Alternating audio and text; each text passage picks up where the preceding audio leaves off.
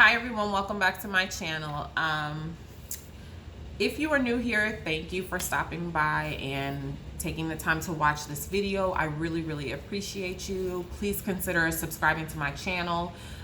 We would love to have you join the group so we can share information and hopefully help bring justice in these cases that are very important. I just want to thank each and every one of you who are subscribed to my channel. I really appreciate it. I am right now at 61 subscribers. I know that these numbers seem small, but I'm ecstatic that the platform continues to grow. I don't know if it's because we are, stuck at home right now, whatever, but I don't care. I'm just happy that these stories are being put out in front of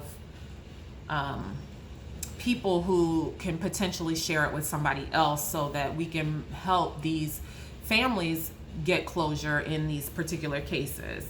So I really appreciate, like I said, each and every one of you, and I thank you for taking the time to watch this channel. And please consider subscribing if you have not already done so. All of you, please, if you haven't done so, hit the notification bell down below so that you're updated when I post new videos. So I hope everyone is continuing to stay safe during this crazy times that we're in right now. I don't know. There's really not much else I can say about it. It's kind of scary, but we just got to keep on pushing through. I haven't really been feeling like posting these videos, kind of because it's like sad news, but it's important news, so I'm just gonna keep posting as long as you all keep watching. Let's get started on today's case. Today's case is about a young woman by the name of Kierra Coles. When I found this case, my heart immediately went out to Kierra and her family, and I was compelled to bring it to this platform. Kierra was just 26 years old when she went missing from her home on the south side of Chicago in October of 2018. She was just beginning to establish her life, or a life for herself that she had always wanted. Sometime in 2017, she rented her very first apartment located off of 81st Street and Vernon Avenue in the Chatham neighborhood of Chicago. She also began working for the U.S. Postal Service part-time as an assistant carrier in April of 2017, and by everyone's account, she was heading in a positive direction with a bright and beautiful future ahead of her. Kierra was also 3 months pregnant at the time of her disappearance, and according to reports, the pregnancy was planned, and she and her family were extremely happy and overjoyed about the expectation of a new baby coming into their family. Now, the next few details concerning the timeline around Kierra's disappearance are very alarming to me, and I kind of want you all's input on all of this and help kind of like piecing this whole thing together, because I have a theory and I want to know what you all think about it. According to Kierra's mom, Karen Phillips, she last spoke to Kierra on October 1st, 2018, which would have been a Monday. Karen said that she would talk to Kierra daily. So when she called her on Tuesday, October 2nd, and didn't get a response from Kierra, she kind of thought maybe, Kierra was, not, sometimes you just don't feel like being bothered. Sometimes you miss the call, whatever. She didn't really put too much into or on the fact that she didn't answer on that Tuesday when she reached out to her. However, when she tried to reach out to her on Wednesday, October 3rd, 2018, and Kierra didn't answer and her phone went immediately to voicemail, as a mom, she knew something was not right, and she could sense in her heart and in her gut that, something was wrong. She immediately reached out to law enforcement to let them know that she had not heard from her since that Monday, and that it was not like her at all to not have any sort of contact with her for 1 day, let alone 2 days. Now, according to the Postal Inspection representative by the name of Julia Kenny, Kierra called her employer that day of October 3rd and requested to take leave for that day, or like a sick day or a day off. Karen says that the last time she talked with Kierra was October 1st, and she seemed fine. She didn't seem like she was in distress or upset. She said she would know if anything unusual was going on or if something was wrong with Kierra. Because they almost talked every day, and they talked just about any and everything. You know, she was pretty open with her mom. She said during the last call on Monday, October 1st, Kierra asked her what type of milk she should buy for her baby. And one article that I read said that Karen recalled that, you know, quote, that's all my child ever wanted. She wanted to be a mom and accomplish all the things that she set out to accomplish, which was to have a nice paying job. She did that. She wanted to get a new car. She did that. She wanted to move out on her own and get her own place, and she did that. And she wanted to have a baby, and she had finally accomplished the things that she had set out to accomplish. So she was really in a good place at this time. So guys, this is when things start to get a little sketchy for me, and like, you know, just I feel uneasy about it. Like light bulbs are kind of going off in my head, and it's causing me to think, and I want to know your thoughts on it. Several reports show a woman on a neighbor's surveillance camera on October 3rd, 2018, walking across the street, the same street that Kierra lives on, and the surveillance belongs to Kierra's neighbor. The neighbor believes that it's Kierra. On the surveillance camera, you can see the woman walk away from Kierra's house towards like the opposite end of the street, and then you can see her walk back towards her house, as well as where her car was parked. But she didn't stop at her car, or she stopped her, and she did not stop at her house. She just kept going past both her house and her car. And out of the frame. You can no longer see her on the surveillance camera. The video is shot from the vantage point of a neighbor's home. It shows Kierra walking west, walking past the door to her apartment before she turns around, passing it again, and crossing the street before disappearing out of frame. The video was captured early Wednesday morning, the same day the post office says Kierra didn't show for work after her mother says she called in sick. But both her mother and sister say they actually haven't heard from Kierra since last Tuesday. Now, as I started looking further into this, I saw other reports where the U.S. postal investigators and the police don't believe that the woman in the surveillance was Kierra. After I started digging around about this particular situation surrounding the surveillance, I found out some additional details that, if they are true, should definitely be looked into by law enforcement, if they have not already been done. According to several social media posts and Kierra's mom, she was dating a man named Joshua Simmons at the time of her disappearance. Joshua allegedly worked at the post office with Kierra. And Joshua is also the father of Kierra's child.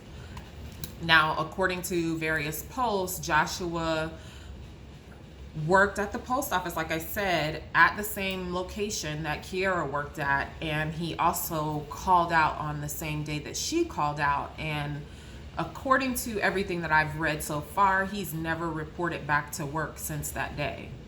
Apparently, Joshua was involved with other women as well. He allegedly had another girlfriend who was pregnant at the same time as Kierra, as well as there are some reports out there that he was even married, which I have not been able to confirm in news articles. A lot of this information is what I found researching on social media. I'm also going to insert, hopefully, a clip of Kierra's mom being interviewed by a reporter where she's talking about Joshua, where it's presumed, or I'm assuming she's talking about Joshua because she's making a reference to Kierra's boyfriend and the father of her child. And she says that Joshua had not been cooperative with law enforcement, and he had not been helpful as far as trying to look for Kierra. He just kind of essentially just disappeared or vanished. I believe from what I've been able to dig up, it looks like he moved out of state. It wasn't sitting right.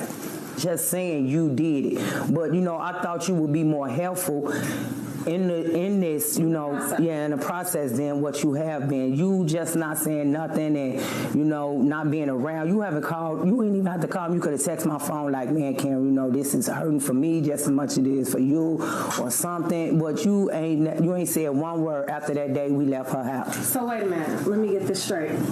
So in 5 months, the father of Kierra's child, her boyfriend, has not come forward. He has not talked to police at all. They haven't mandated that he comes. And that's what I asked them, and they said he got rights. So according to Karen, police said he has rights because she asked, obviously, like, why aren't you all forcing him to talk to you all or come forward or share what you know or just say anything. And police are telling her that he has rights and he was not under any obligation to talk to them. Now, that really doesn't make much sense to me at all, especially if it's true that he is the father, or even if he's not the father, if it's true that they were in some sort of a relationship. That I don't understand why police would not feel like he's obligated to have any sort of communication with them, to just even talk about, hey, her movements or her activities or what she used to do, or even other people that she used to know. I really hope police has not forgotten about Kierra. She's such a beautiful young woman, and it seems like she had her whole life kind of mapped out at the time, and she was headed in the right direction. And she deserves justice as well as her child. My heart aches for her parents, her mom and her dad, devastated by the fact that she just totally vanished. And there are no real leads on what's happened or where she is. Now, in the neighbor's surveillance video, as I started looking on social media, several people started pointing out a black vehicle or a black SUV that they noticed in one of the clips. And it looked like the girl or the woman that people were saying was Kierra was walking towards that vehicle, which would have been walking away from her apartment and her car. And then she turns around and comes back towards her apartment and car, but passes both of them. Now, that vehicle, according to the people on social media, they're saying that vehicle belongs to Josh Simmons. Originally, there's like 2 separate videos out there of the surveillance. One is not very good quality, but the second one has it's a really good quality video. And if I were looking at it, I would probably think, hey, that looks like Josh's car, if that is in fact the type of car that he has, which someone posted on social media that he has like a black SUV. I'll have to put in a picture of what they say his SUV looked like at the time. And if you compare that picture to the clip from the surveillance video, it definitely looks like it could be his car. So honestly, I'm wondering if walking, maybe impersonating or appearing to look like Kierra, which ironically, when I did some research on social media, people are saying that her name is also Kierra too. Now, I don't know how true that is. I wasn't able to confirm that or even, disprove it.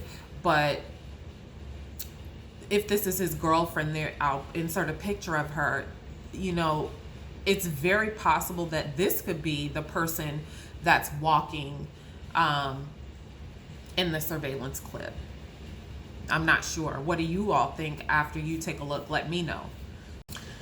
Now, as I said, if you look at the black SUV at the top of the clip, I mean, it's obviously a black vehicle. In the second clip, the surveillance footage that's clear, you can definitely see that it's a black vehicle at the corner of the street and intersection where Kierra lived. But I don't know any significant identifiers that would say for absolute sure that that is Joshua's car now, or SUV. Now it looks like it could very well be. So I'm just wondering if this was all some sort of setup where, you know, they planned this all out so that he could, you know, maybe they kidnapped her or did something and had had his girlfriend, his other girlfriend, you know, walk by to appear as if it was Kierra walking by.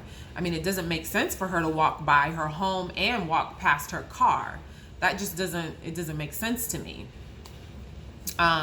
Take a look after you've looked at the surveillance. Let me know your thoughts down below. I mean, tell me what you think. After that was brought up, or after I found that out, I started feeling like, man, this is really crazy that if that's the case, they plan this whole thing. One article states that you know, Kierra's father, Joseph Coles, believed that she was being held captive in a vacant home in the area, and I'm not sure why he thinks that, but it kind of is like there's some pieces to this story that are definitely missing to the general public. I don't know if law enforcement has all of those pieces, because some reports say that they do believe that there are, you know, 2 or 3 persons of interest in this case. Now, that would definitely align with other people's story or version of what they think is going on with, you know, Josh having a girlfriend and a wife and, you know, all this other craziness. But I feel for this family. Mr. Coles lived in Wisconsin, and when this happened, he dropped everything and moved back to Chicago, living out of his car. I don't know if he still lives out of his car. I would hope not. It's been almost a year and a half, but he moved back to Chicago and lived out of his car, and every day he would, you know, pass out flyers, just trying to keep Kierra's face in everyone's mind and in the forefront of the media, and just keep the focus on her and trying to find her. And I just felt compelled to continue to do, you know, whatever I can, even just by these videos, to see if we can get the message out to somebody who may know something about this case. I mean, this is a really sad story, and I hope and pray anyone who knows something would come forward and tell law enforcement whatever it is they know, no matter how small it is, whether it be, hey, you noticed her pattern changed a few days before, or you saw somebody that she normally didn't talk to approach her that day of October 3rd, just anything. I'm hoping that someone would be, you know, strong enough and willing to come forward and let police know, because this is it's going on 1.5 years now. It's